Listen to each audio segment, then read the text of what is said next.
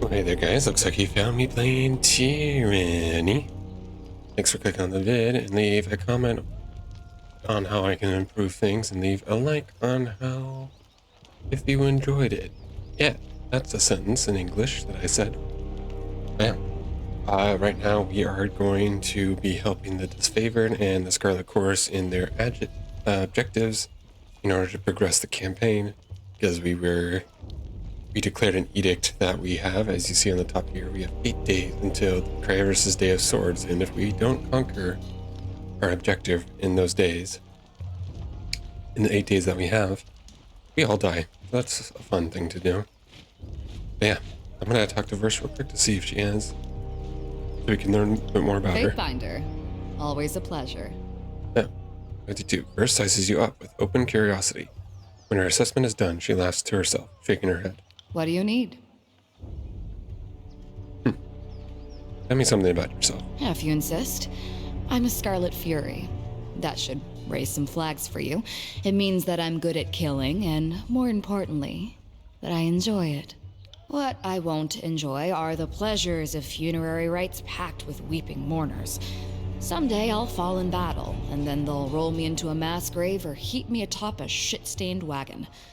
One more anonymous, knife-riddled piece of meat. Until then, I plan to take whatever I can from life and have a little fun along the way.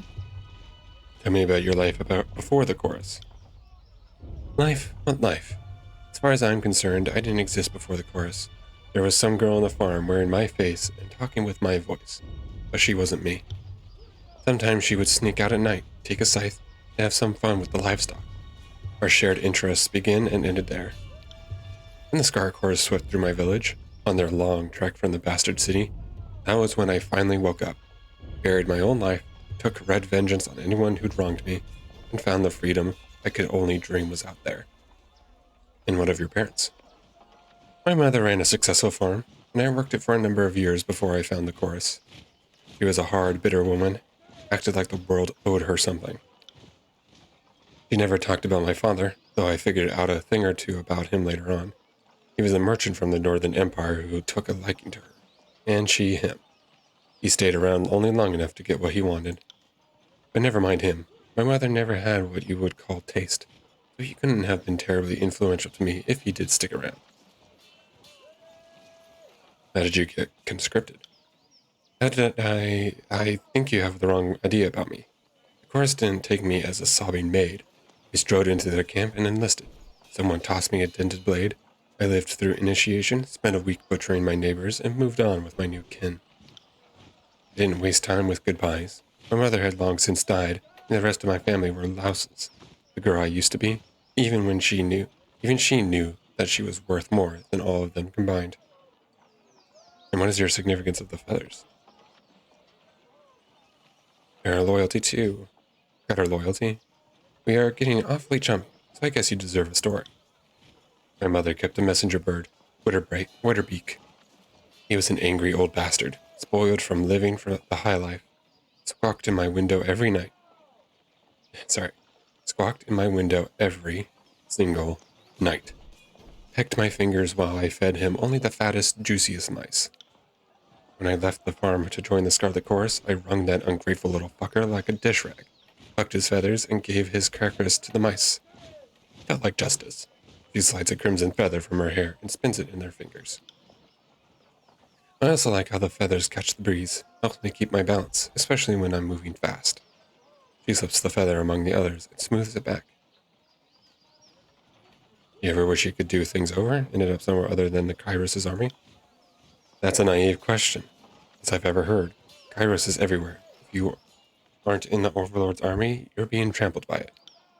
Of course, I could have labored on the family farm until my maturing years, married some dolt and littered him a nursery of squealing piglets. Having my body torn to pieces by smaller versions of me sounds like fun. Then one day, when I decided enough was enough, I slit my husband's throat over breakfast and run off to join the chorus anyway. My way saved a lot of time. First smooths back the feather in her hair and shakes her head with a smile. Yeah, I mean, she sounds like a killer, so...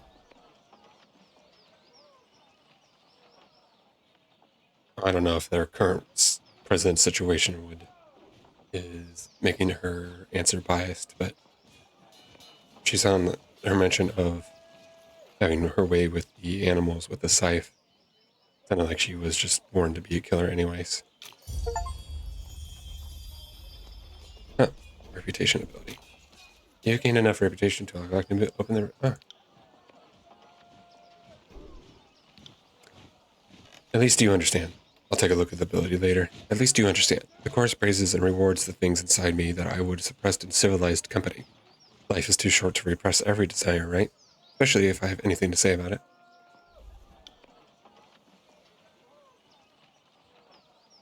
I want to see about this. You learned a thing or two about fighting in the Scarlet Chorus. Care to duel? That would be an understatement, and I thought you'd never ask. Since you're obviously at a huge disadvantage, I'll let you pick our weapon of choice. Let's try dual-wielding knives. Exotic. Good choice. I'll leave you to guess which one is my dominant hand. Wingo gained 5 dual-wield skill rings. Burst slashes and parries with unrestrained ferocity. At times, it becomes difficult to follow her movements. After taking more than a few cuts, you learn to relax your eyes and better follow the subtle motion of her dance. You held your own. Call me impressed. Need anything else, or did I tire you out? What's your opinion about her travels? What did you have in mind? What do you think about her present circumstances? Well, there's an edict hanging over our heads. As far as I'm concerned, the incompetence of the disfavor got us into this mess, and it will take the fury of the Scarlet Chorus to get us out of it. In other words, nothing ever changes. All right. So I got an ability, death from above. Launch verse into the air, allowing her to unleash a series of well-aimed arrows into the target from above. Each of these arrows strikes true and has armor penetration. Okay. So is this like it's a combo ability?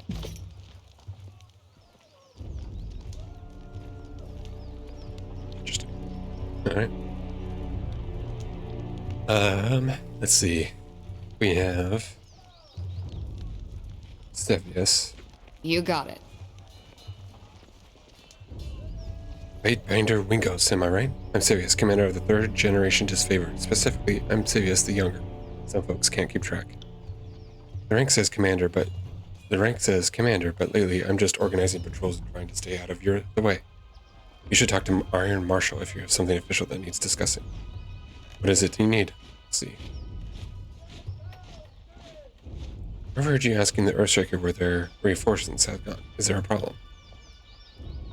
I'm afraid so.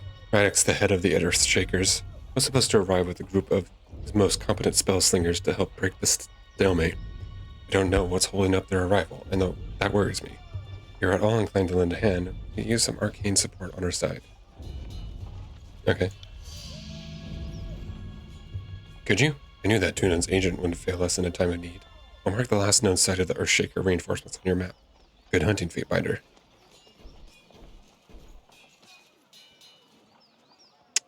I think this is fine for now.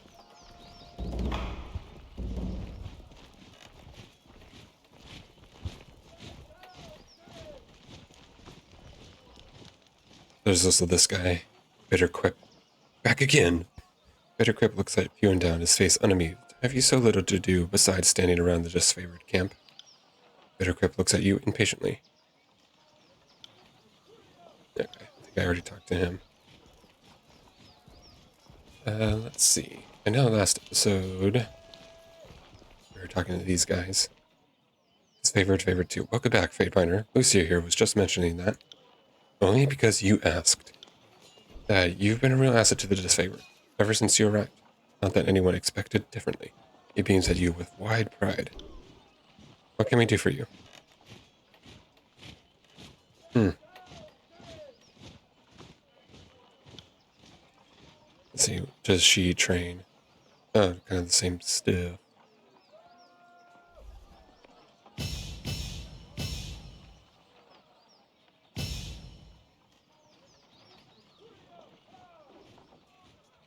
Oh, we get a maximum amount of times. Okay, interesting.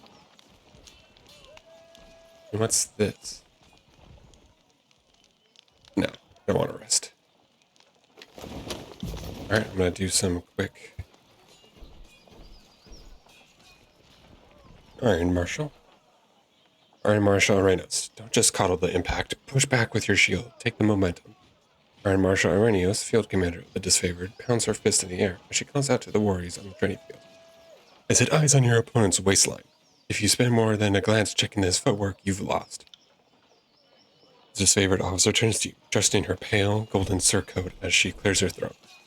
You need to stay on top of the troops or their skills will rust. It's for their own good, even if they don't believe it. It's mentioned you're short on your warriors. Need help. What's the situation? I have brigands amassing along Placide, Echo Call, and Little Tooth crossings. The Vendrine Guard may be able to hold one bridge, but they cannot hold against a concreted three-prong attack. I have no right to give you orders, but her words falter, a short cough breaking her flow.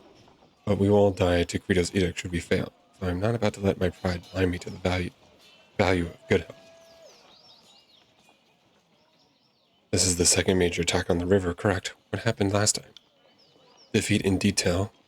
We carved a bloody path up to the river, but at the point everyone who charged ahead was lost, we had no course backup. It was just a few disfavored squads. I can't tell you exactly how they were defeated, but we lost the whole assault team. She shakes her head, letting out a long, pained sigh. We found bodies washing up in the river for days. It's not often the Tearsmen put up such a good fight. It certainly made us reevaluate the number we'll need to take this valley. Really? Are you sure our scouts didn't give you all sorts of details about the enemy, and you just chose to disregard our warnings?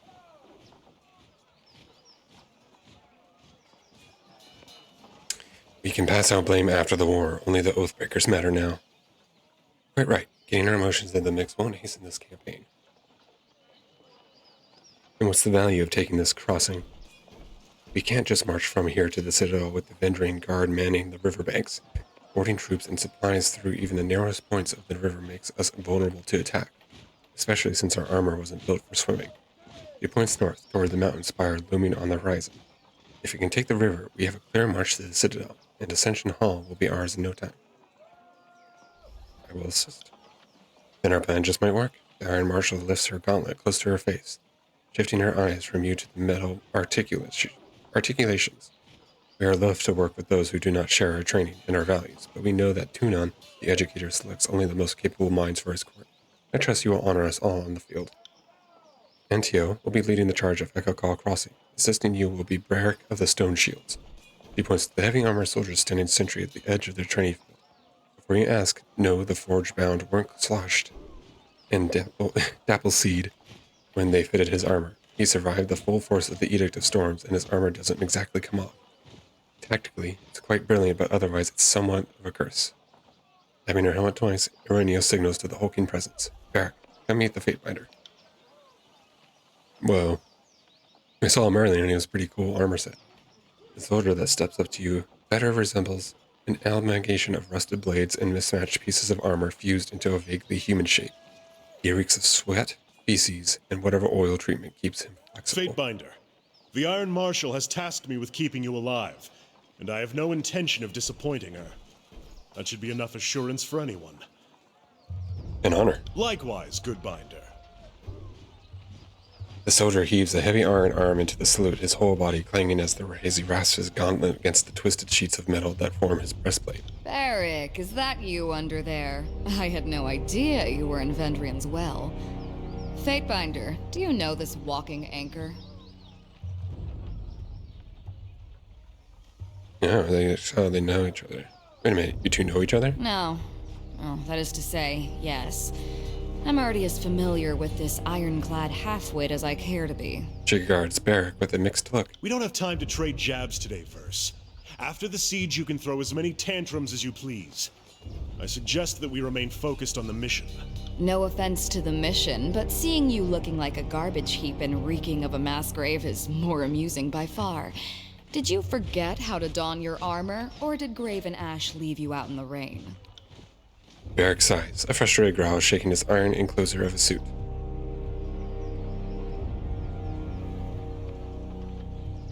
I encountered Barrack in the Stalwart campaign, though he appears much changed. He's an excellent soldier. You're generous to say so. I'm afraid I left the better part of myself on the killing fields of Stalwart, but it's still in my pride and honor to serve the Legion. His voice falters. You can't tell if it's hesitation or regret that stalls him. The Fatebinder will be joining us for the push across the river. I figured an extra hand might help, and more importantly, if my worries came true. When the chorus tries to impede the mission, we will have an observer from the court on our side. Better to work with the Honorable Binder than some chorus children. He nods to you, his armor creaking as he bends his neck. I asked that Barrack accompany you there to arbitrate the cooperation between his company and the Scarlet Chorus. Okay. Barrack, you've been without a cohort since the last battle of Starward. It's time we gave you a task more worthy than hauling wagons and leading training drills. She plants her hands on her hips and speaks in clipped official terms. Ash has assigned you to the Fatebinder's service. You're to assume this task and ongoing until we find a more permanent spot for you, which would very well mean the swiftly approaching end of this war, or when the Fatebinder dismisses you. Is that understood? Barrack regards the Iron Marshal in oppressive silence. That's an order, Barrack. He shakes her head and sighs, returning her focus to you. He can be as stubborn as pulling a spire out of the earth, but he's a good soldier. I hope you don't mind the company.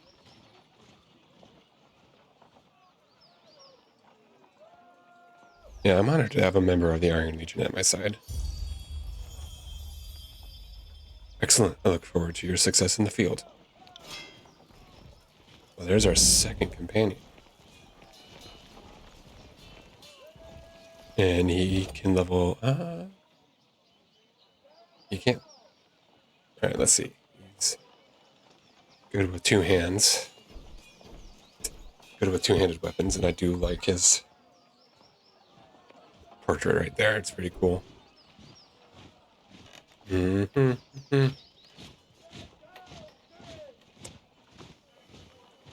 It's high resolve, high vitality, but low finesse, very foe, quickness, and wits. That's fine. Let's just upgrade his attribute for now. Alright.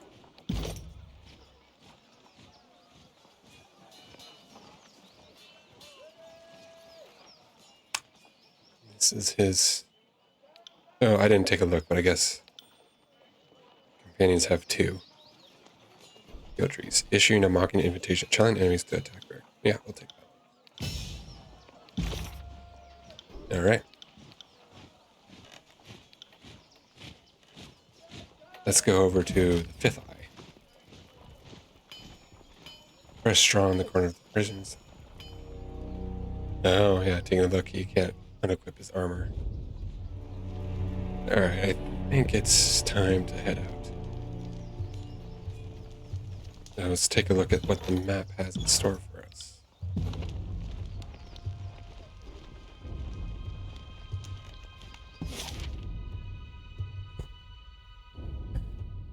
Alright, so we have Wingo Crossing, Forest Camp, and Northern Clearing.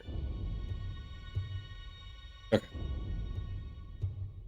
Let's head to the Forest Camp since it seems to be on our way over. The path is blocked by a small group of Vendring Guard. You can go no further until you deal with them. Uh-oh.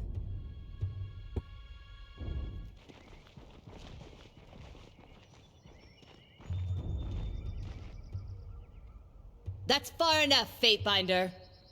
A woman's voice booms from atop a nearby outcropping. Flashes of aquamarine body paint peek out from under her loose-fitting traveler's garb, and her outfit is festooned in braids and knots of sailor's line. Flanked on either side by a warriors dressed in Vendring Guard regalia, the woman leans on an elaborate bladed staff pulsing with arcane energy. A swath of blue fabric rests draped over her arm. In accordance with ancient customs north and south, I offer and request a delay of blade. There are matters we must discuss without fear of reprisal. The woman bows deeply, lowering her head in a practiced display of etiquette. The warriors by her remain in ready stance, nerves clearly on edge.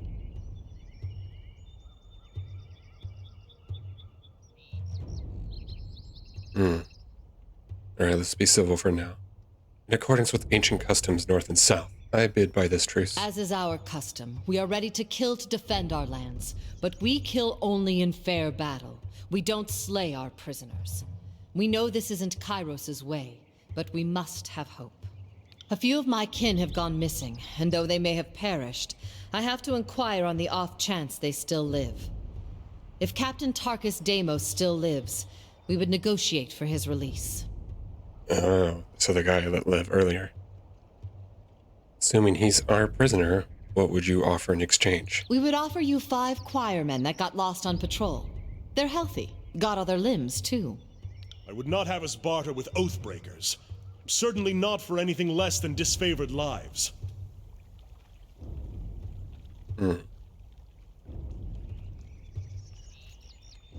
You say there's something worth less than a disfavored life. Call me intrigued.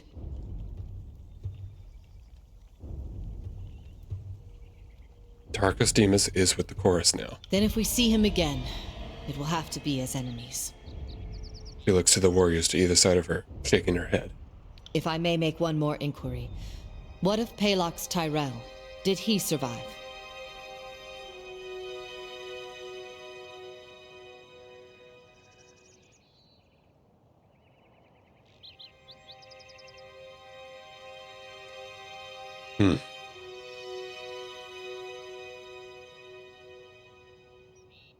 Another dead oathbreaker. Whoever you will ask about next, I assure you nothing can be done.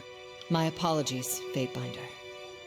I had a terrible feeling this errand was in vain from the start. I had no expectations that our friends could be saved, as I'm sure the time for swapping prisoners is long gone. But at least I know of what became of them. That'll have to be enough. I do have some questions for you. We shouldn't be socializing with oathbreakers. I will entertain them as best I can. After all, understanding is the only hope we have. What is it you wish to know? How did you resist Kairos? What are you trying to save? I grew up without my knee bent to Kairos, and if I'm going to bow to someone, let it be another Tearsman. We've ruled ourselves just fine for centuries, so we'll give our lives so that our sons and daughters might rule themselves.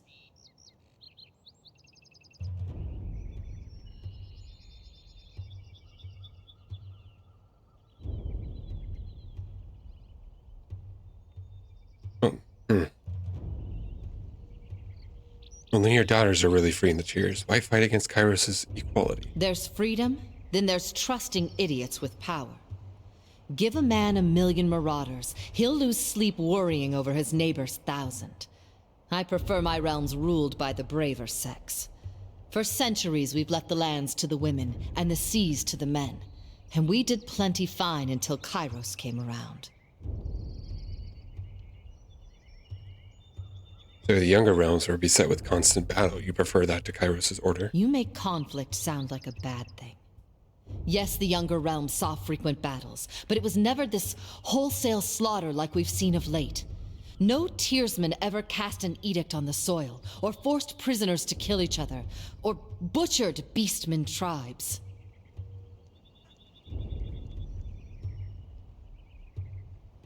But a mage like you would not be a subject of such superstition and fear under Kairos' reign. I doubt life is any better sworn to some mad Archon. I'd rather stand with my fellow Tearsmen. Or, I suppose, stand immediately behind them in the event of an attack. At that remark, the soldiers flanking her exchange shocked looks. Eb turns her focus to her compatriots. Yeah, you heard me. Way things were years back, you'd all be calling me a water witch and conspiring to sell me out to the nearest sage. Just because I'm helping you stop Kairos doesn't mean I've forgotten the hospitality of ages past. The Sage. One of the longest surviving schools of magic in the Tears, the School of Ink and Quill is a venerable institution devoted to the acquisition and preservation of knowledge. So the sages profess, putting more of their energy toward amassing knowledge than disseminating it. They began their scriptorium in 17 TR, and through a series of incremental expansions, structure became the Valem Citadel, only to be known as the Burning Library after Kairos' Edict of Fire brought ruination in 430 TR. Not all sages know magic, but those that have mastered the guild's traditional spells can employ magic. For protection and preservation, it is a poorly kept secret that the sages have gradually acquired a wide array of magic practiced by rival mage guilds over the generations. And people wonder why the Tearsmen could never unite in time to fight back. It's refreshing to see that some things never change. What makes you think you have a chance? Oh, we don't. Those who believed Kairos could be stopped all died years ago, in the first wave of fighting. It's not about the hope of victory. It's about the hope of inspiring others. It is very likely we will fall here in Vendrian's Well. But perhaps others will arise elsewhere. And who's in charge of this insurrection? Listen to you. Thinking just like the Overlord wants you to think. There always has to be a person in charge or things don't make sense. Well, we don't answer to anyone. We are each of us sons and daughters of the Tears, and take this task upon ourselves freely. But Captain Tarkus Ari, former Falksman of Queen Vendrian Alanta, is the voice we trust when we seek unanimity. I assume Tarkus Ari and Tarkus Deimos are relations. Yes. Deimos was Ari's brother. We were certain he was dead, but the captain takes family seriously, so I volunteered to find some answers. And now here we are. And then how did you and your friends overthrow the garrison? I would joke that the voices of Narat left the gate unlatched, but dozens of warriors lost their lives taking the citadel. There was no secret to it. We simply attacked with speed and certainty at a time when the Archons were elsewhere in the Tears. The Scarlet Chorus had a rout, and what few disfavored soldiers were present made an impressive showing. But they were surrounded and overwhelmed once the chorus fled. And did you kill any of the disfavored prisoners with magic? That's some sort of trick question? No, we don't kill prisoners, magic or otherwise. And were there prisoner swaps in the past? That is our way, Binder. Here in the South, only thugs and bandits kill prisoners. The younger realms may be guilty of constant fighting, but we never slay each other when the battle's long over. We're not about to change that now. As a rule, Kairos' forces haven't been keen on swapping prisoners. But I know our disfavored prisoners aren't prisoners anymore. I just assumed they were swapped for some of our own. Fair enough.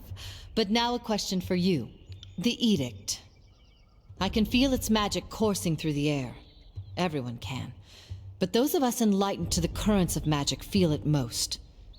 The wording of the Edict. What was it? Oh, was pretty open with it for the soldiers of our armies, but do we want to tell Eb? I mean, knowing that. So wait, is the rule that if the tower is not taking over, like everyone, including the Tears people, die? Are they included? Must be, because it's like circled in the valley. Yeah, they can't leave either. I don't know. I'm gonna tell them just to see what happens. In the name of the vaunted North, the will of Kairos should be delivered with blade and hammer, not to the ears of oathbreakers and compromisers. Curious. You did say all in the valley. So the edict will affect Kairos' forces? This is most unexpected. Correct. That is most troubling. So either the soldiers come to destroy and kill us, or the edict does the work. I suppose we should be so honored the Overlord is taking no chances on us. I've another question for you, if you will entertain it. Are we really standing here and chatting with oathbreakers? It's hard to watch, like cuddling a goat you're going to kill for dinner. When I was young, my parents told me the Tears were special, and the Overlord's edicts and armies could never touch us. It seems I've been told a hefty sum of lies. So answer this honestly for me, please. Is it true that Tunon's Fatebinders can smell truth from falsehood? No, that's not true. Thanks for that. I could see why you'd want to foster the mystique all the same. The School of Tides would always tell commoners we didn't know how to summon drinkable water. Once they find out, you can't eat in peace. And Kairos' edicts. I have heard the sages speak at length that some of the edicts elsewhere in the world have been broken. How is this?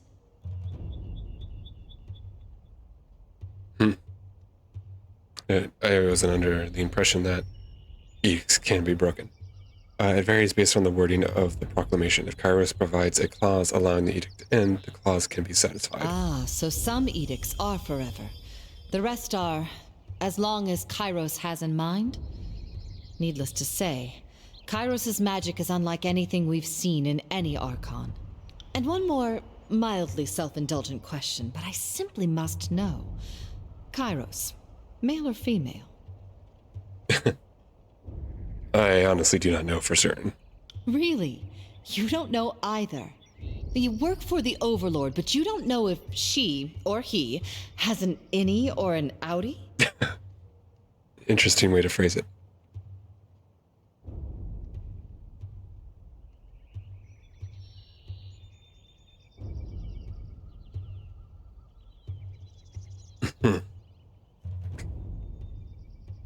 I like this response, though. No, I don't know, but I have it on good authority the Imperial Harem is.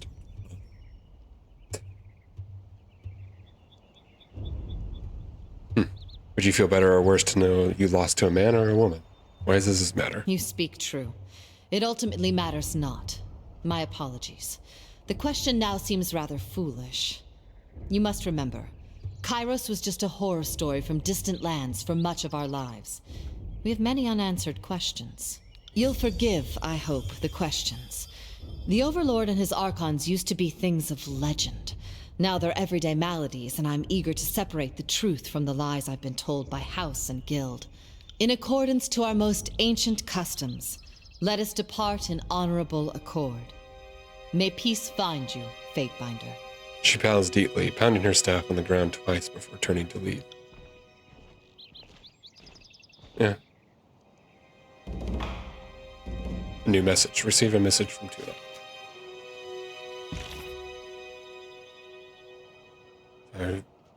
Wingos. Word has reached this court that you've issued the Overlord's edict to the Archons of War and Secrets.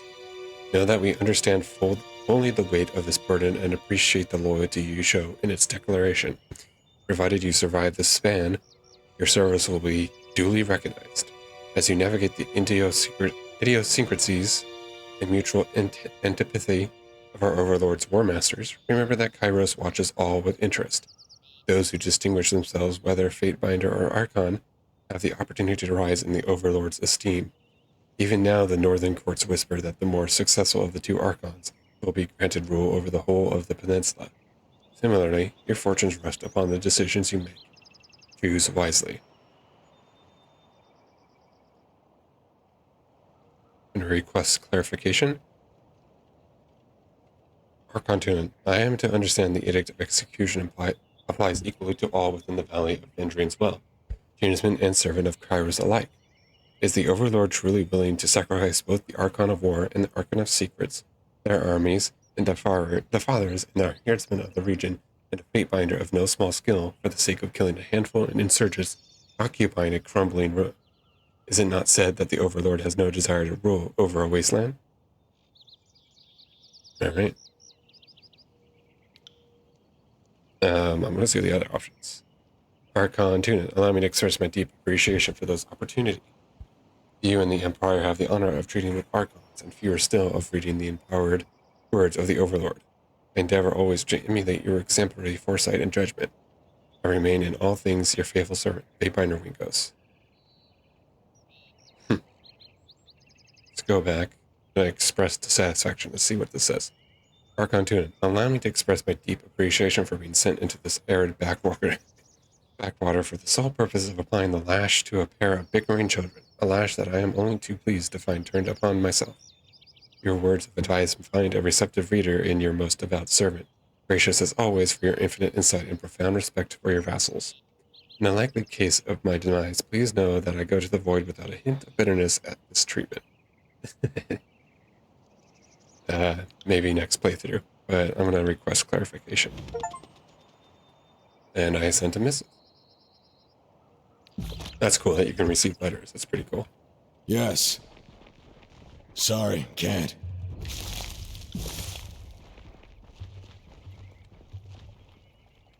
I don't know. Sorry, I wanted to put this in, but I liked it what it says. You can make out the faintest outline of a soldier's arm in the bottom of this pond, a victim of previous battle in the area. The grassland of the Tears stretch far throughout the land. Much of it remains uninhibited and unclaimed by the faction. Can't do that. So yeah, even though this area seems very peaceful, can't do that. It seems as though there's war abound everywhere, and you can't tell.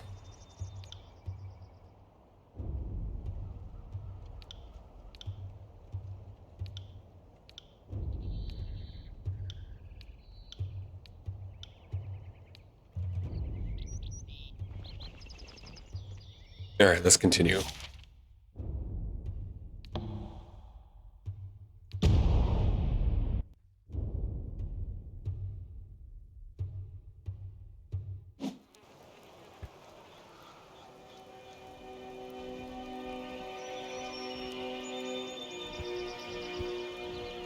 Take another step, I'll pin your foot to the dirt.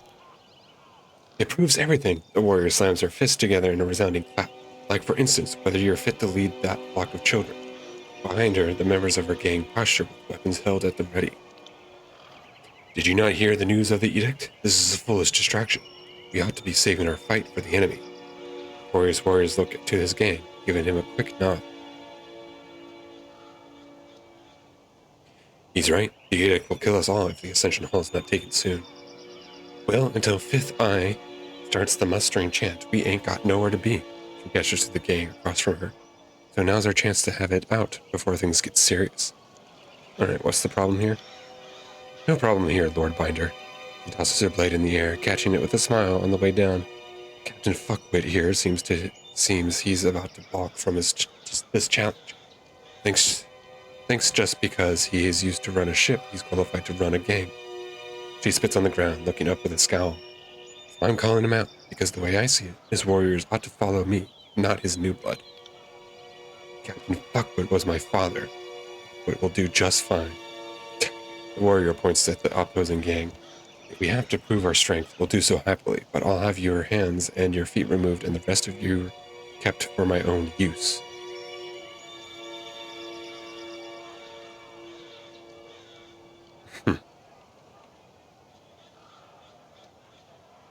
I'll just let you all fight this out. I have no business in the chorus's squabbles in their inner ranks. The soldiers offers a quick, solemn nod. Come, who of you will be the first to meet my blade? The gang leader tosses a knife from one hand to the next.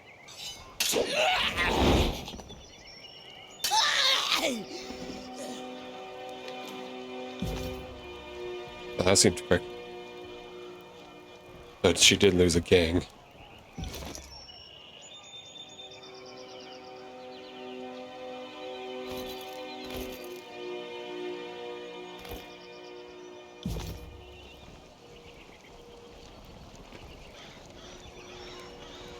A rotting body bearing scarlet chorus war paint is skewered upon a wooden pike. The guard places her hands by her belt as you approach, gripping the hilt of the blade. Past this point is chorus territory, and you don't look like someone's conscript. You sure you're in the right place? I am Wingo's Fatebinder of Tunin. I am here to help vanquish the Oathbreakers. You know, I think I was told to expect somebody, but you seem too ugly to be him. Your lips crumple into a smirk. Why exactly should I let you in? And more importantly, what's this hulking ton of iron doing here? The guard gestures at Barrack with a sneer. I'm gonna push her down. Before she can draw her blade, you advance, place your foot behind her, and give her a stiff shove on the shoulder. Caught off balance, she tumbles backwards, triggering an outburst of laughter in the other guard. I can't believe you sassed the Fatebinder. You're such a stupid ponce. Didn't I tell you we had a specific guest coming? The guard waves you in with a smile. Come on. I don't let the ninny shitters in camp give you any guff.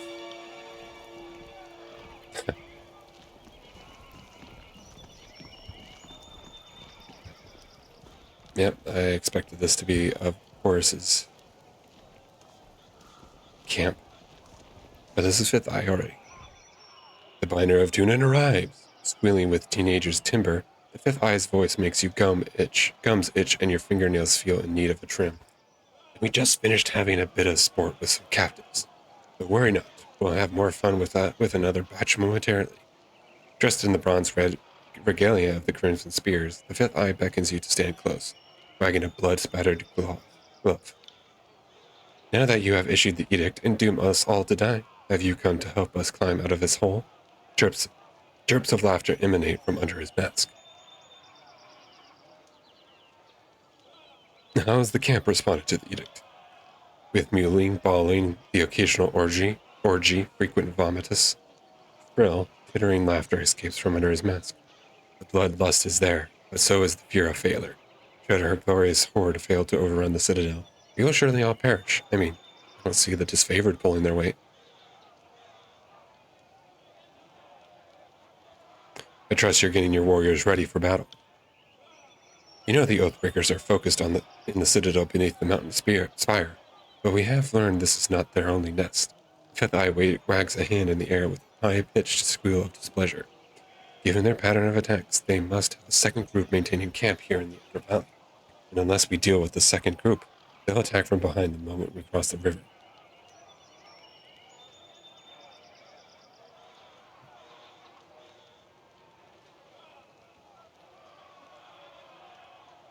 You have now large of a force, and for all these weeks you let the enemy move freely through the valley. I'm hurt. Insult my manners or our maturity, but do not insinuate that I sit idle while there's blood to be shed. The Crimson Spirit claps his fists together. We have dealt with countless Oathbreakers, but one group remains at large despite our best efforts. Captain Pelox's crew consistently evades or kills our own gangs. The disfavored think you can't control your horde, and that many are defecting back to the Vendrian Guard. Bro. And perhaps, he gestures with his spear in an arc toward the sprawling camp. It is no mean feat to herd this many disparate lives. For every 2 hands of humanity, there is at least 1 finger that snaps from the stress of our ways. A few have been lost on the margins, I won't deny that. But if you store grain, expect some rat feces. If you lead killers, expect some desertion. So you need help taking out those Oathbreakers. And while a good old-fashioned slaughter would be an efficient solution, the smarter answer is not to kill them, but to add their strength to our own. My last group of scouts returned with a new batch of prisoners. One of these prisoners claims she can lead us to the Vendrian Guard's secondary camp, though there are shreds of deception in her voice. I could use your help questioning this Vara Kel. Perhaps you will get less screams and tears and more useful information out of her, if you know where to ambush the Oathbreakers. We could try and take their captain and show him the wisdom of joining the chorus. Why not just ask the Archon of Secrets? I thought he could interrogate anything. Oof. An unintelligible mutter escapes from under the Fifth Eye's mask as his posture stiffens. And I'm sure you can drink all manner of cider, but that doesn't mean you'll drink every barrel of cider in sight. A boring, insignificant mind is a waste of Archon's efforts.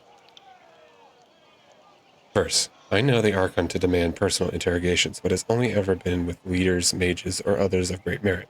I've often imagined the interrogation process is not to be taken lightly. Perhaps it's downright exhausting for Nerat.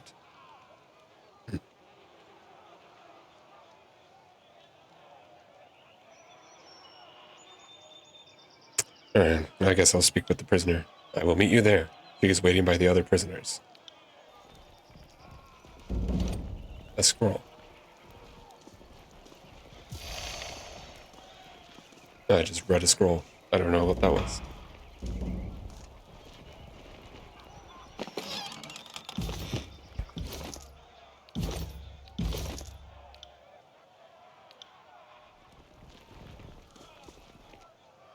The Fifth Eye, commander of the local Scarlet Chorus, surveys his camp, watching in stillness as all manner of violence and revelry occur around. He offers a slight nod at your approach. Is there anything else? I guess not, but let's deal with her. Please, someone! I wish to bow before the voices of Nerat. I thought all I could find redemption in the chorus. The woman in the makeshift armor of the Vendrian Guard lurches forward in agony. Her soiled, trembling legs suggest she has been forced to stand for days. This one, he flippantly waves at the prisoner, was hollowing earlier that she knows the location of the Vendrian Guard encampment, but she isn't being entirely honest. I told this thing. The prisoner turns pale a moment before a look of determination comes over her face. I wanted a guarantee I'd live and be welcomed into the chorus as a captain. Then I'll talk. Otherwise, they'll just kill me once I opened up. I was dumb enough to join with the Vendrian Guard, but I'm not dumb enough to give away my bargaining bronze.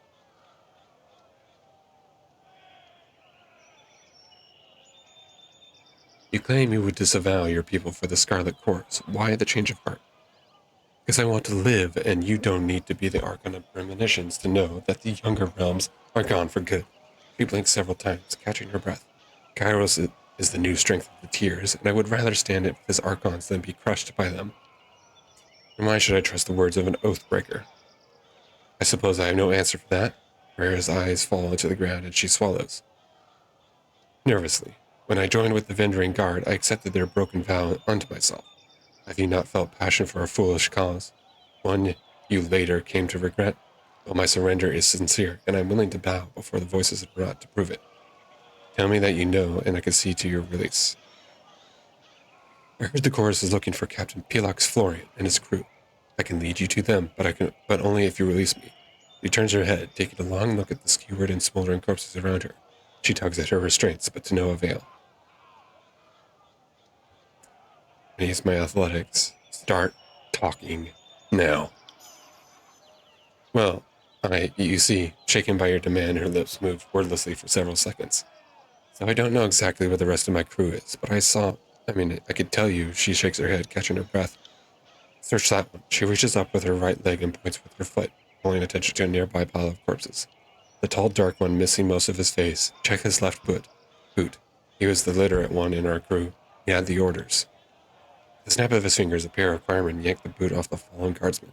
A rolled parchment slides out of the boot and is thrust into the fifth eye's hands. And it whirls the scroll to give it a read.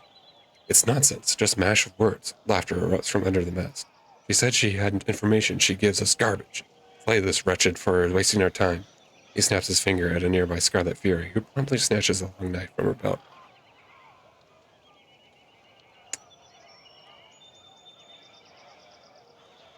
I heard her say she would swear fealty to the voices of Narat. An initiation rite would be in order. Seeing as you're an expert on the subject of fate, I will entertain your wisdom on the matter. What then would you propose you do with her?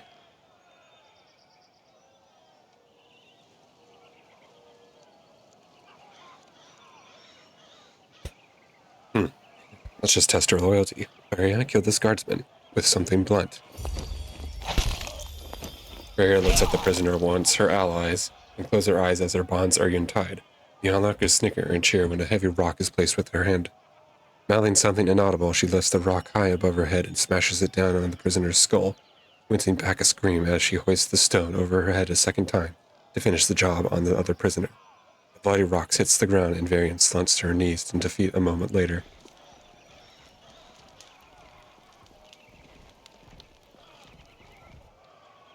Good.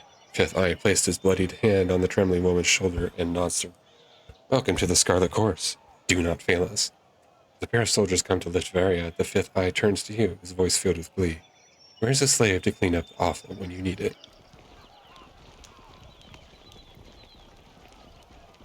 I don't know if it got the location, but we're now closer to finding the Oathbreaker's position, not with this cryptic mess. She promised us answers, and all she gave us was gibberish. Sorry to interrupt, but I highly doubt it's gibberish. More likely, it's one of the local scripts. The voice comes from another prisoner, tied up next to Varia, an older gentleman with the quills, ink vials, and parchment scrolls one finds on the stages of the School of Ink and Quill. Ink smudges covers his cheeks, temples, and ears. His clothes appear charred, and between the rips of the fabric you spot burned scars along his arms. Despite being emaciated and tied to a post, he offers a beaming smile. Who are you? I'm Sage Lantry, one of the hired quills that was coordinating missives between the Vendring Guard captains. They aren't paying me anymore and aren't coming to my rescue. So I'll decipher that parchment for you. That's what smart prisoners do, right? Make themselves useful. Let's see if I read the parchment for myself. You unroll the parchment and see a message of modest length written with professional, albeit hasty penmanship. The Tearsmen speak the Canto just like the Northerners, but they have a half-dozen different ways of writing it. This particular script is unknown to you. Let me see. I can't. You hold the parchment in front of the bound sage, and his eyes dart down the length of the missive. He reads the words a second time, nodding in silence. I don't know exactly what it says, but I'm half certain that's Sage Selwyn's handwriting. I'm Sure, I could decipher that in a few hours' time. Don't need my hands free, but I think better when not tied to a post. I know, I'm weird that way. A few hours. Either you can read it or you cannot. What use is a sage that doesn't know his letters? I've heard all I need to hear. I say we have some fun with this one. It can't hurt to give him a few hours. You read the edict. I don't need to tell you the sundial is working against us. This addled old bag is just trying to stall us.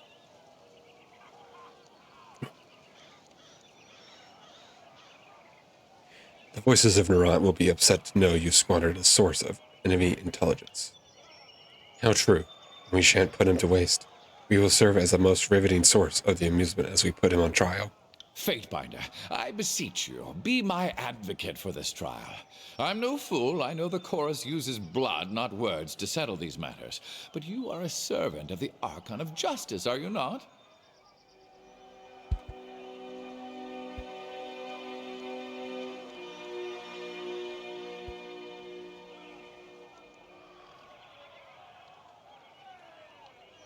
He obviously has useful information, yet you're willing to let him die for sport? Clearly you need an education in Scarlet Chorus justice. Anything that satisfies their sick amusement is fair play.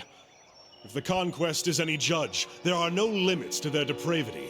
Did Graven Ash castrate you during recruitment, or do you just not know the meaning of the word fun? I'm actually curious. The shake of his head, the fifth eye gives you a shrug. Is it not obvious? If he is a true enemy of the Overlord, he will perish by our blades. If he can survive, then he is strong, and the strong lead. Thus his crimes will not be crimes, but simply the actions of the mighty. What's not to understand? This isn't alchemy. Huh.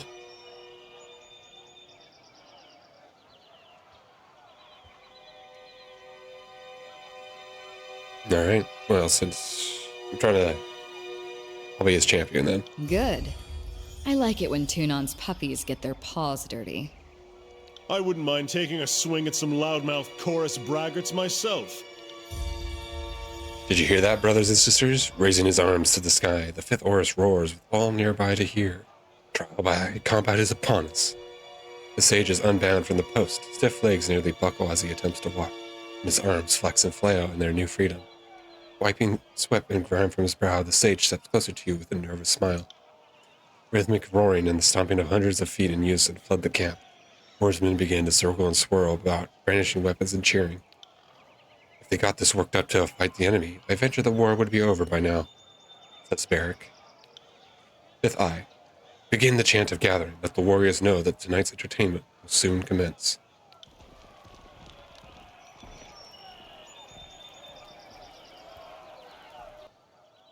Brothers and sisters, who amongst you sets the standard for strength?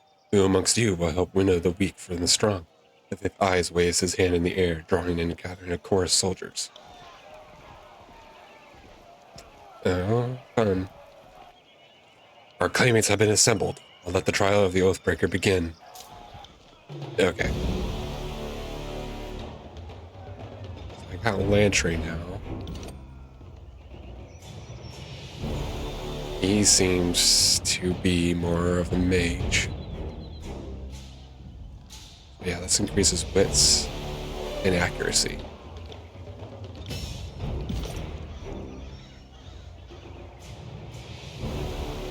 You can use quills as combat, that's hilarious.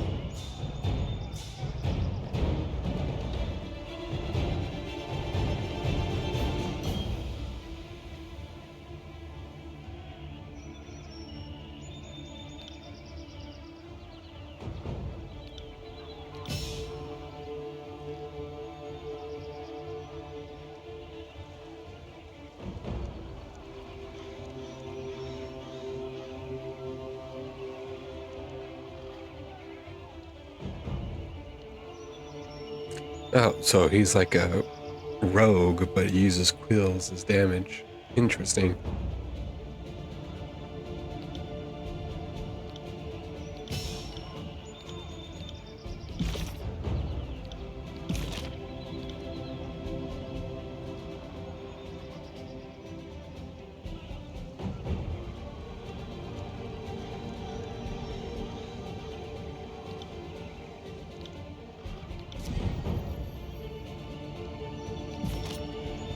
Alright, let's take a looky-loo.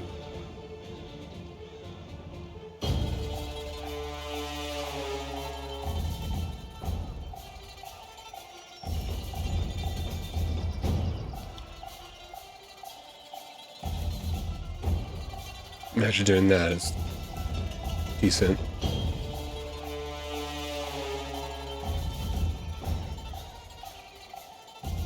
I do want to do the combo ability with Barrack at the moment, but he's hitting in the other direction. But we'll do that.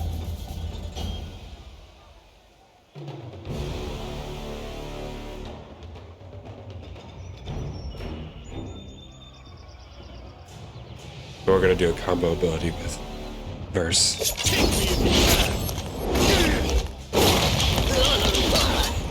To get that ranged. Good. Looks like doing some good damage there.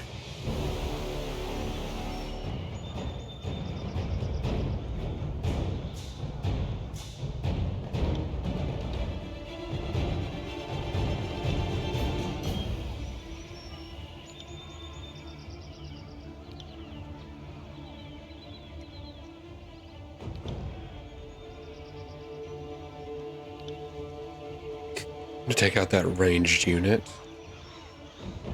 So it's strange. The target with the Search of Great is ready. Right. You're not going anywhere.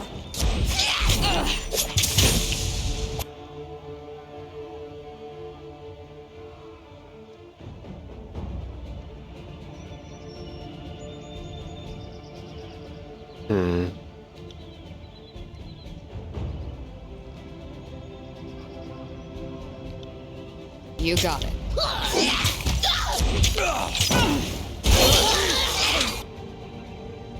Alright, now me and Barrett can do the combo. Let's see.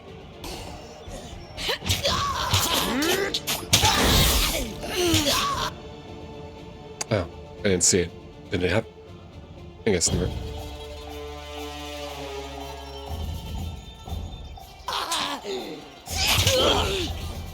Smashed to pieces!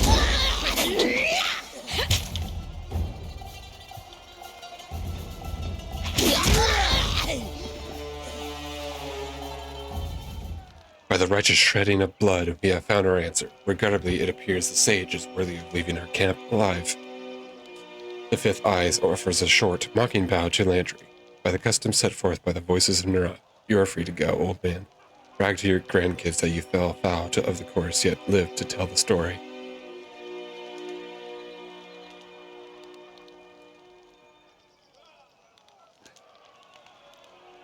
I'll say to the old man, are you hurt? Not in any lasting capacity. I'm, jostled but fine. Now, I believe I have a parchment to translate, lest I anger the powers that be. Well, with much of the parchment has weathered, but I could make out the important parts of the text. The note makes mention of a meeting spot west of Trip Nettle, wilderness of them. So the old sage knows his words after. I'd ask it that you travel ahead and see if you can't get this captive Thorian to yield to the chorus. They will strike at first sight of the chorus gang, but perhaps they will parley if yours is the face they see. I know the area and I suggest we go at once. I'll show you the way. I'm eager to be far from the stench of this camp.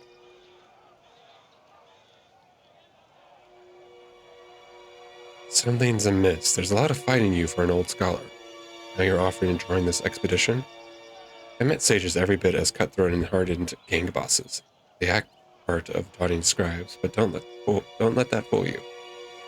Says Verse. Entry. Smart for someone your age to be so mistrusting, but I'm not with the Oathbreakers, if that's what you're fishing at. I worked for them under duress, but I also have no love for them. I'm not able to pledge to the chorus, and the disfavored wouldn't have me. Still, I consider myself a Kairos-fear and vassal of the Overlord's empire all the same. For as long as I've been a sage, I've been trained to defend myself. We don't spend all our time binding books and sketching wildlife, just most of it. For centuries, we've been in quite the war with the Scholar of Tides and the School of the Wild Wrath. You can't travel alone as much as I do and not know the Bronze Dance.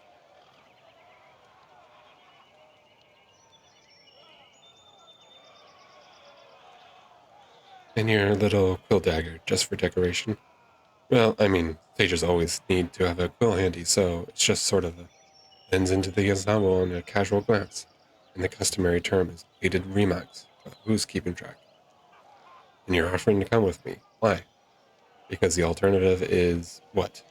Living here with these illiterate brutes? My old study is under a river of fire, and there's no family missing me. Besides, I'd much rather chronicle the binder that twice proclaimed an edict of Kairos. I'd be a fool to let someone else write your story. You want to chronicle me? Well, of course, even if the burning library is never rebuilt, our work to chronicle the days and events needn't cease. And you're a noteworthy player in this whole war. I can't think of another living Fatebinder that has been twice given the honor of proclamation.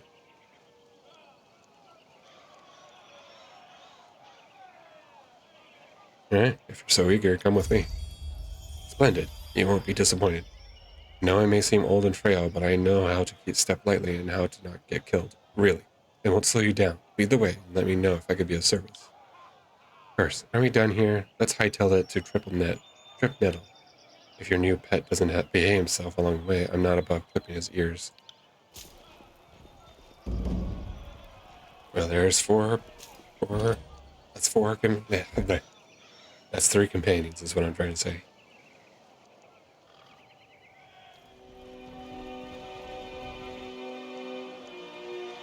Death Neil. You. As much in a occasion as a question, the broad-shouldered woman shakes her head with a scowl. So, you're Tunan's Fatebinder. I was expecting something more impressive. She bows in spite of her misgivings. Death Neil, Scarlet Fury, my time is yours for as long as you amuses me. The fighter effortlessly spins a bronze sword in her hand. Let's get one thing clear. Stick to your words and laws. Leave the fighting to the grown adults. Your corpse would just be a tripping hazard to those of us who have a proper bit of carnage sport. We've got enough useless twats dying for our name as it is. All our horde recruits seem good for of late is piling in a shit-reeking mound on the battlefield. She hums low to herself and flips her sword side to side with several deft clicks of her wrist. Keeps up, and we'll have to toughen our recruitment standards again. Now, what do you need? You said something about the horde thing? Swelling until it's thundering, then clashing and receding. It's been the way of the chorus for as long as I've seen it, been in it. She offers a shouldering shrug, ambivalent if anything, but more likely just uncared. We take our prisoners alive, give them a chance yet to live, to be reborn into something better. Putting any and every able body to the sword like the disfavored do is nothing but a waste. My conquered enemy is but a new ally, and merely requires the proper coercion. Of course, we do sometimes have the problem of lingering loyalties. Visitors are rarely successful in their escape. We do try. The Vendring Guards, strengthened by their numerous blood ties, have been particularly stubborn, so I have a better plan hatched. And what might that be? I'm thinking we redouble our efforts to recruit settlers, focusing on the unaligned and unsuspecting, instead of flushing ourselves to the gills with oathbreakers aimed from the battlefield. And how do we convince them? The knife point has sufficed well enough in the past, but you've inspired me to try a more diplomatic approach this day. What do you say, Binder? We may be able to ease them into the idea and save the lives of their friends and neighbors in the process.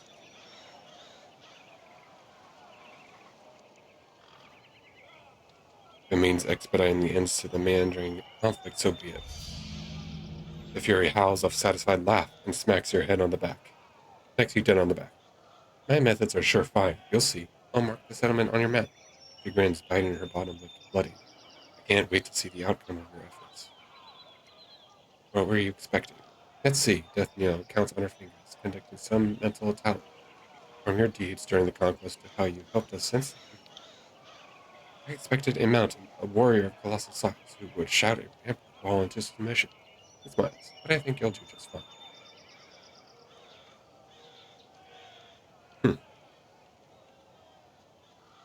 Farewell, then.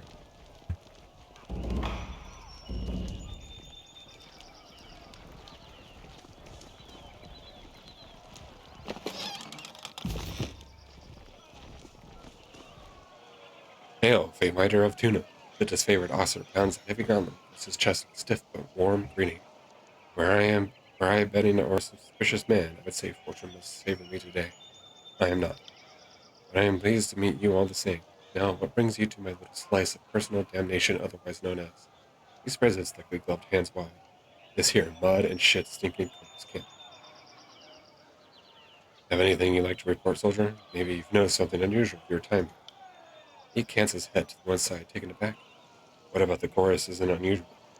The army itself is a strange, malnourished beast, but no, the screams seem mostly in order, sir, and I haven't been spying, if that's what you're implying, sir. Still, as a post, he studies you sharply, scarcely appearing to breathe. Of course, even if I was, it'd be a damn near impossible to learn anything from this shit sty. Fifth Eye and those damn Furies don't even loop me in enough for me to do my detail, and it's not for a lack of trying on my part. Right, what do you mean? I'm not just here to keep a steady eye on the Oathbreakers, who they give far too much freedom after conscripting. I'm here to be a resource for the benefit of both armies.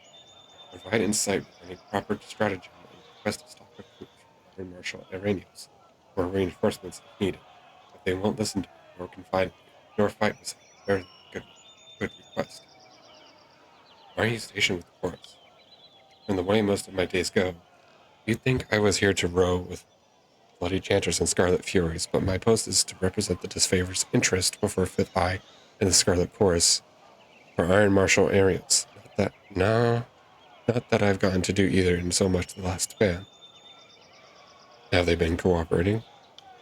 No one tells me anything. They all lack honor and discipline. Don't think they could cooperate even if it's what they actually wanted. He grunts. Guess I shouldn't be surprised considering they serve the Arcana's secrets. Keen conversation.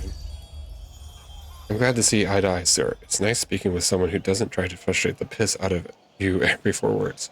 It's like they don't even care. I'm the closest thing to a friend in the disfavor they got. You act like it's a punishment being assigned to this detail. Isn't it? I know I fucked up to get here. Get 3 days in the hole and a nice little promotion to go with my new post. Well, I won't be making the same mistake twice when it comes to the Iron Marshal. He adjusts his chin toward the distant valley.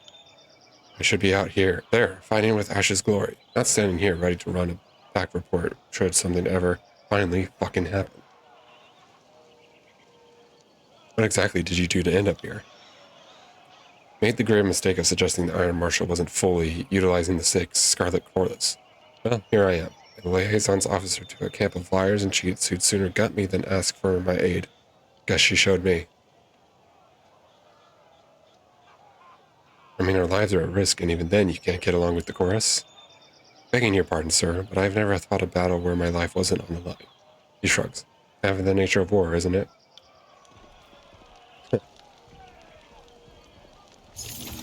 What do we have here? Interesting that they have a disfavored in their camp. Oh, I don't remember having a chorus, a bloody chorus in the disfavored camp.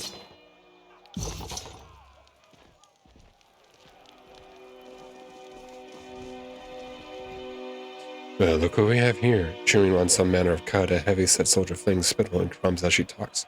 The Fatebinder finally shows himself. I'm Reg, the second shoulder chimes in, and this is Bonds. We were wondering when you might pay the camp a visit. The Fifth Eye has been a little starved for attention. We order us to watch you like a troublesome babe. Make sure you don't get out of line. Baz knits her fingers together, joints cracking as she smiles. Reg clears his throat loudly, scowling at Baz. Something like that. If you have questions, ask us. Good luck finding anyone else in camp who'll give you answers, or even a smile. Is there anything we could do for you? Nothing for now. Fatebinder, you look like you need to talk. Barrack nods deep. What can I do for you? I'd like to know more about you. I am the lion your enemies cannot cross. All other details are meaningless. I suspect you have more thirst for details, so ask away. Did you seek the trade of war, or did it find you? Both, I suppose. I knew fighting was in my blood, and this favor would offer me a chance to use my skills to bring peace. Otherwise, I'd have round up some brigand that would force her to a wicked merchant. Or I wound up be some brigand. Eric tapped his scabbard, looking away in thought. Verse, you think Ash and his legion bring peace? That's cute. but it doesn't hold water from where I'm standing, big guy. I've seen them spill as much blood as any chorus gang. Eric, you've clearly been too busy sacking villages and stealing crops to notice how a proper army conducts a war. We sow order, not discord.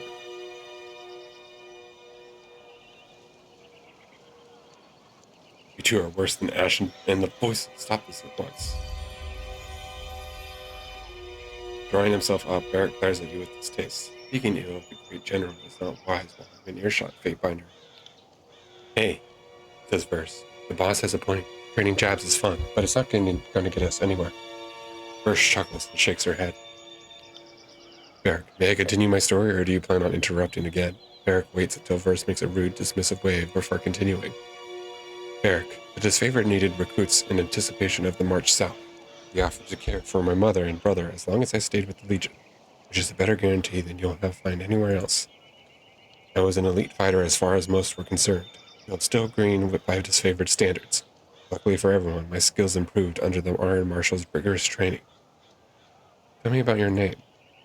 Barrick is a short name of my northern surname, which has been passed down through the generations since Graven Ash assembled his army. I go by it because I wear it with pride. The proper form is Barrick Conan. Beyond its age and association with the General's Legion, the name of Barrick Conan has no great titles or associations. I had no claim to a great house or legacy, save for the disfavored. They're all I need. What's the story with your armor? It is a symbol of Kairos' will, one that I am not likely to forget. I found this armor. Perhaps it would be better to say that it found me during the Edict of Storms.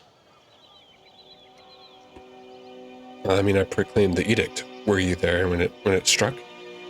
I had taken to battle, knowing full well that the edict was approaching and the people of Stalwart were prepared. In spite of every setback, my sense of duty compelled me to march on the stronghold in the heart of the realm.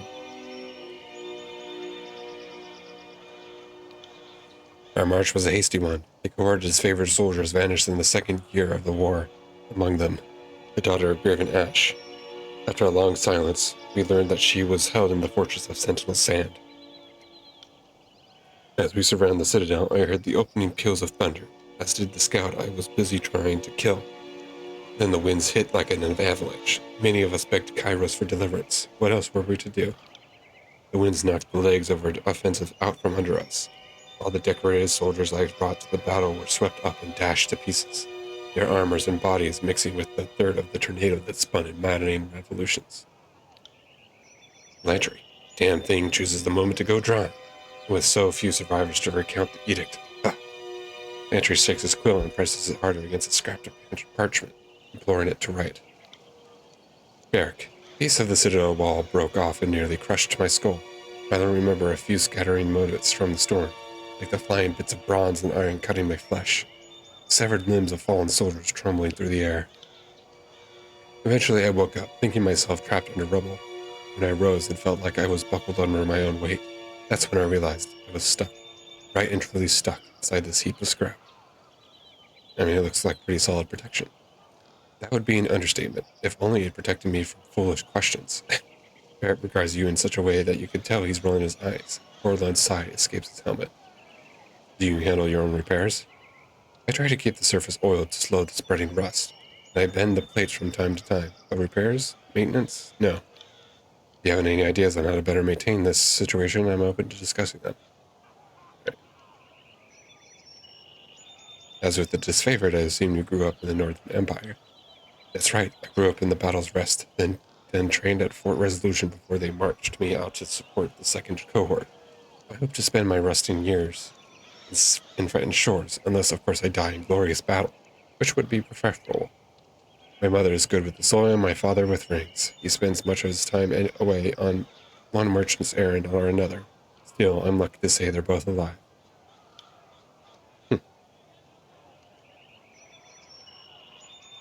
You seem more like a more than capable fighter. I trained with the spear and shield in my youth, but give it up the day I earned its favored iron. I can still throw it with some accuracy, but it's challenging these days. He knocks twice on his helmet. Why? Were you interested in a sparring session? I heard rumor that Ash has an unbeatable sword-fighting technique. Nothing is unbeatable. However, I am not of mind to share Ash's training to an outsider. I mean, no offense. Then show me how a norther would impale a wild boar. Take no offense from this, but I would prefer to keep my fighting techniques private for the time being. They're as personal to me as family secrets. Perhaps later, then. Let's discuss some immediate concerns. What is it you have in mind? What do you think of our circumstance? The edict left little room for confusion. The representative of the Overlord must breach Ascension Hall before Kairos' Day of Swords. Must assume death is the price of failure. We should assist the disfavored in their siege preparations, as only the Legion could take the Wells fortified citadel. I wouldn't wager a wooden ring on the Scarlet Chorus, impressing anyone but the vultures. What are your thoughts on me and my deeds? Any reservations I have aside, your military record speaks for itself. You are Toon's Fatebinder, and my opinions on the matter don't come into it one way or another. And what do you think of our traveling companions? I am more accustomed to traveling in the company of soldiers, so I am out of practice judging the worth of civilians and miscreants. If you had anyone in particular in mind, I will give them some thought. What about Landry? I do not know how many years he has walked the face of Tyrannis, but he clearly knows more than he claims to, since he claims to know a great deal indeed. There is no limit to what he could be holding back. And verse?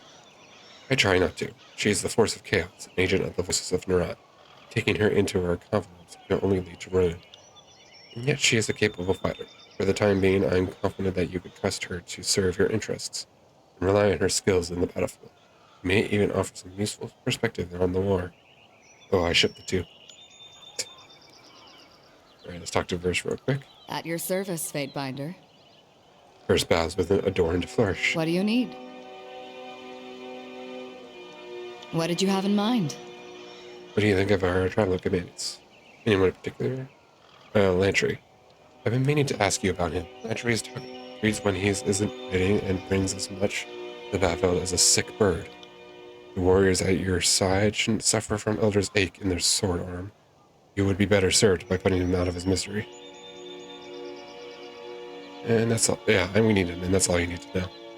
Understood? You got something in mind you're using him to accomplish? And by all means, let him tag along. Don't expect me to keep him alive. If he's pulling his weight somehow, feel free to clue me in, because I'm not seeing it. What about Brock? Eric? Well, I'll give him some due credit. He's more complicated than he looks. He's still an intolerant and unapologetic bastard, but that's more his business than mine. Go ahead, Fatebinder.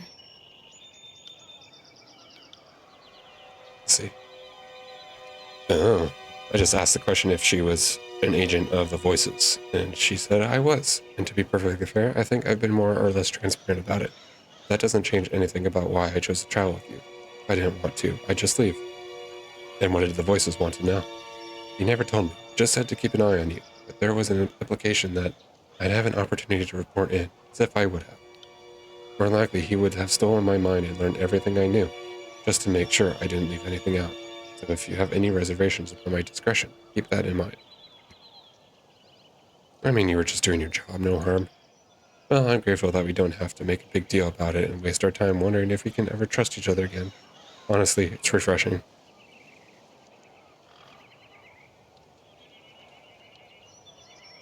The Scarlet Chorus is mostly for madmen and peasants with rusty daggers, but it's also a little niche of freedom that I never had. Once I survived training and met my Scarlet Fury sisters, I saw a different side of the howling mob.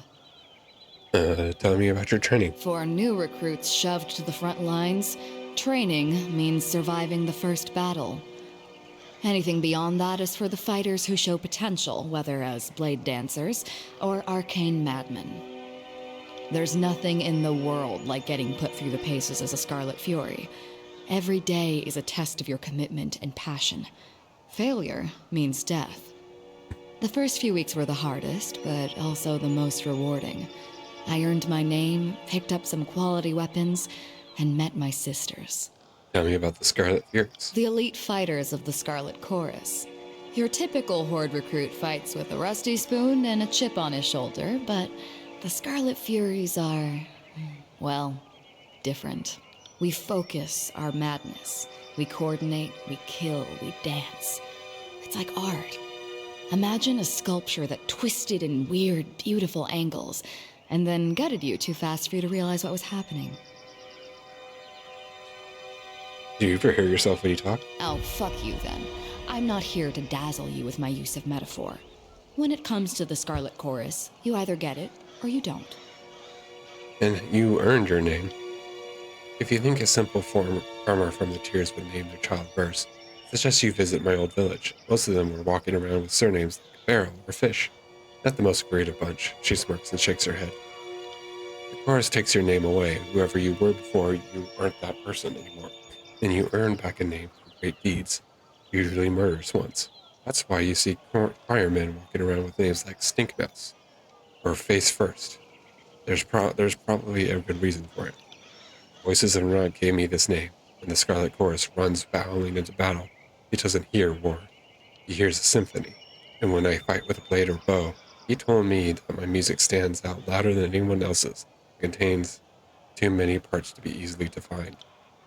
When you least suspect it, the Archon of Secrets can be downright charming. What's your real name? That question isn't worthy of either of us, but I will entertain it out of pity. You already know me by my real name. It's verse. Are you looking for whatever arbitrary collections of letters and sounds my mother thought was appropriate, when she didn't even know me? Then you're out of luck. I buried that name long ago. Long by my standards, anyhow. Alright, tell me about your weapon skills. When I was just a kid, it didn't take me long to realize it was a natural. I could pick up a rusty kitchen knife and skewer a rat from across the room. The chorus gave me opportunities to further educate myself. My sisters were always a bit surprised by how quickly I took to my different fighting styles. She frowns for a moment, and then shakes off whatever she wanted to say. What do you need to know? Before, you hesitated when you brought up your fighting styles. Why? Notice that, did you? It's a matter that I'm not used to discussing. Mostly because I don't know you. I mentioned before that I'm good at picking up different weapons and fighting techniques. The truth is, I'm better than good. I can play a man so cleanly that I'll leave a single strip of skin behind. He wouldn't even need to be tied down. That was one of the first things I discovered about myself after joining the Scarlet Chorus. The voices in Renat recognized it in me as well, which is why he signed me to the Scarlet Fury training. Have you tried that flame trick before? Let's just say that when we run out of canvas for pitching tents, the fifth eye handed me a knife and pointed me to the prison pens. Jeez. My sisters were the masters of their fighting forms, but since they died, my style has changed almost like I could kill as they did. Pick up a bow, a lance, anything really. I could tear someone to pieces with a weapon that I only watched my sisters use. I don't know what it could mean, and that worries me. Who are your sisters? Who were they would be more appropriate. 3 Whispers, Red Geyser, and Seeking Sheath. Best fighters I ever met. There wasn't a foe who couldn't take down together. Our fighting styles complemented perfectly, so we divided up the killing work like bards sharing a song. At least we used to. She presents a solemn salute. Tell me about 3 Whispers. She was as calm as the surface of a pond and light on her feet. More than any foe tripped and fell on their own blade due to Whisper's crafty footwork. First lets her gaze slip away from you as a fleeting blow and a sorrow steals her attention. Tell me about Red Geyser. A one-woman siege breaker. She would launch herself at her foes like a battering ram. Not even a disfavored phalanx could even withstood that dumb, suicidal wench. Kairos' eyes, but she was something else, something to behold. First slams her fist into her palm. And what about Seeking Sheath? That girl could pass a spear through 12 rings from the far side of the battlefield. Kairos helped any foes who approached her marching single file. I can imagine. She made a game of spitting as many soldiers as possible on the same javelin. And what happened to them? We were scouting around Vendrines well during the siege, back when we only suspected the guard of organizing in secret. My sisters and I came up on a group of them. Or Kairos knows, maybe they found us. No one said anything. We drew iron and bronze. That was when everything went wrong. I supposed to take point and occupy the guard with a dance of blade work. Something disorienting while my sisters picked their marks. I hesitated. I lost my nerve. Instead of rushing the Oathbreakers, I froze with my weapon drawn. My sisters fought on without me, but they were off balance, like whatever I had was catching. They died. I lived. My sisters were relying on me to lead the dance, and I failed them. I know she's not going to like it, but I'm going to empathize with her. Yep. Caution! Save your caution for the disfavored. If we showed caution, could we have taken the bastard city or the gates of judgment? Could we have conquered the tears with anything less than our blood boiling over with rage, the song of battle ripening from our lungs? Hesitation is a rot. It's unbecoming of any chorus members, unheard of in a scarlet fury. I would cut it from my body and cauterize the wound if only I knew its source. She grimaces once more and turns inward, contemplating. Any thoughts on the topic, or are we just here to open old wounds? Any idea why you lost your nerve? I wish I had an explanation. For the first time, I lost the dance. The song of murder grew silent. Instead, there was only rigid, organized control. Barrack, that sounds like the security of a phalanx to me. You should practice a more orderly form of combat if it suits you so well. Bears, even if the Scarlet Chorus fought in formation, it wouldn't be anything like your hideous shield wall. She looks at him in disgust. More questions about your sisters? I guess that's it for now. What do you need to know? What do you need to know? How is it that you picked up your fallen sister's weapon skills? I had a theory about this, but I think it's somehow their sisters died and their spirits, or spirit, their personalities are part of her. That's been on my mind for a while, for some time, and I still don't have an explanation that fits. I have a few ideas, but Forrest frowns in deep thought. Scarlet Fury share a sort of link. It's how we coordinate our dance in the heat of battle. We don't pass messages or anything, but our emotions and intentions sync up without words. She starts warring one of her knives. After a moment, she sighs and slaps the blade back into its sheath. Go on. The one thing I always knew was that I felt this connection more keenly than my sisters did. I could pick up nuances that they missed, and I could feel them from farther away. When my sisters died, I felt each of them getting yanked out of my brain like someone pulling snails from a garden. But some of their slime residue was still there. Does that make any sense? I would take comfort in that. Your sisters live on with you. Your optimism is cute, Fatebinder. It's singularly useless. It won't bring my sisters back, and it doesn't fix this thing in my head that I don't understand.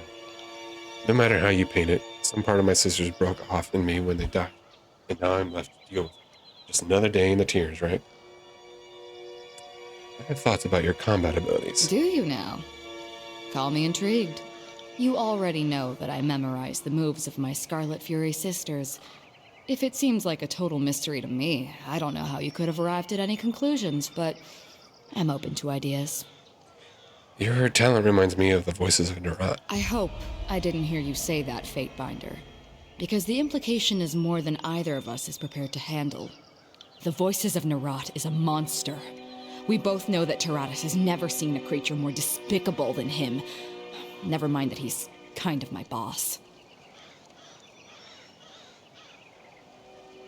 Not comparing you to the voices, only this talent you exhibit. My little talent that latches onto my friends and bleeds them dry, you mean? Because I never asked for it. I've traveled with the chorus for years. I've seen what the voices can do, and it scares me, all right? The idea that everything I am could be reduced to that. If I had that kind of power, if I could become like him, I don't know how I could live with myself. I'd rather drown myself in a camp latrine. Why such an aversion? Because the voices isn't... I mean, can you even call him human anymore? Everything I am has led me to this point. I joined the chorus, fought to survive, grew stronger than I ever knew I could be. I never needed to steal anything that made me, me. I don't want to be better by being someone else. The Voices is stronger than anyone and terrifying enough to lead the chorus, but he's also an overgrown parasite. And someday he'll stuff himself so full of voices that he'll burst. I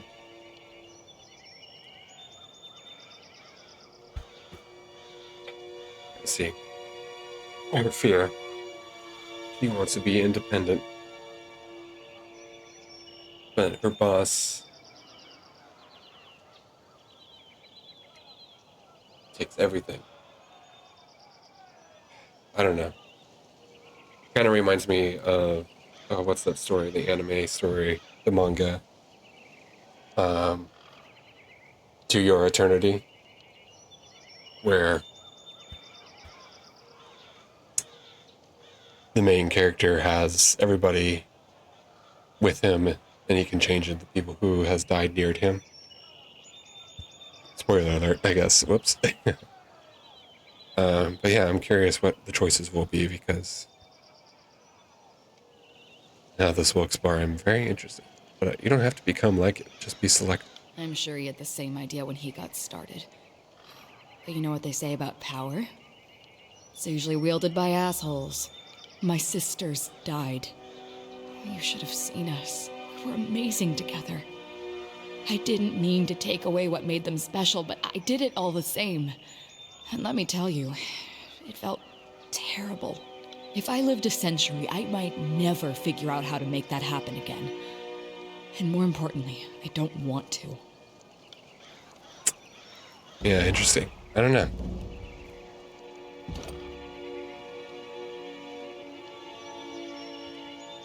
I don't know what's the difference between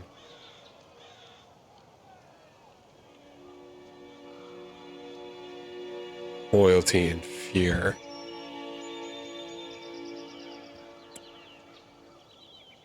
Hmm.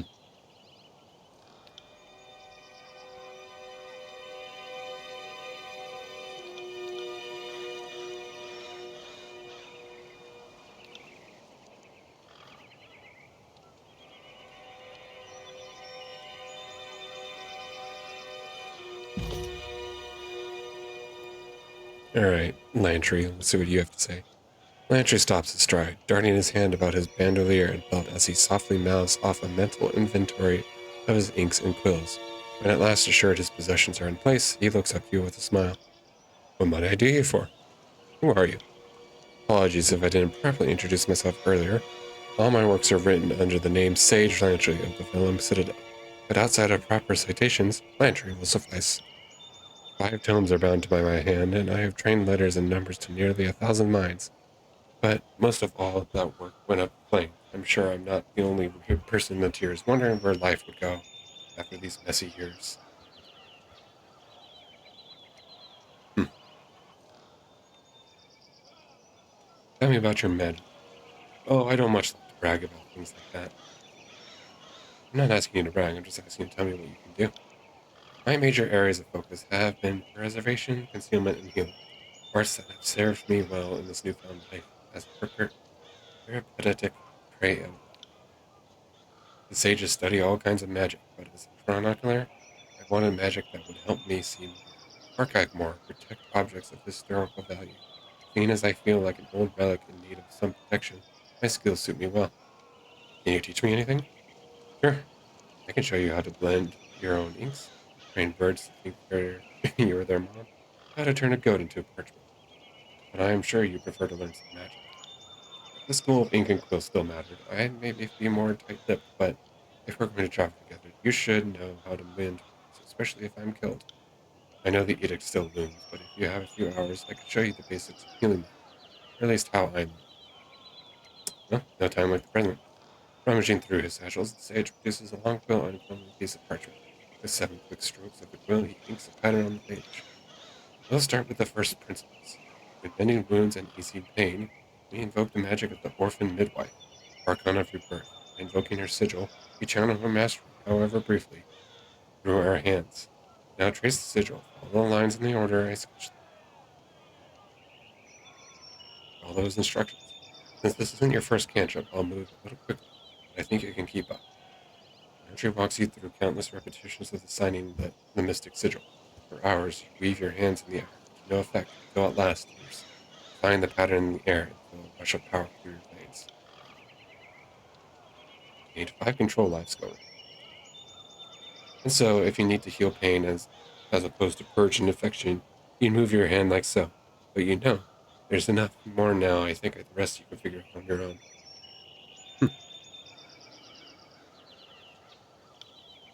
Indeed, I have a finite appetite for discussing myself, and more than say, let us press on. well, learned a new spell. What's this? Allied target.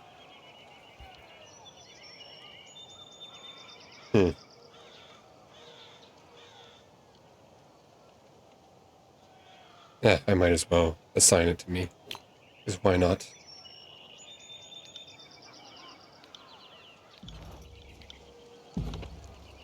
Alright, with that, I think we learned a bit more about Scarlet Chorus and a bit more about our companions.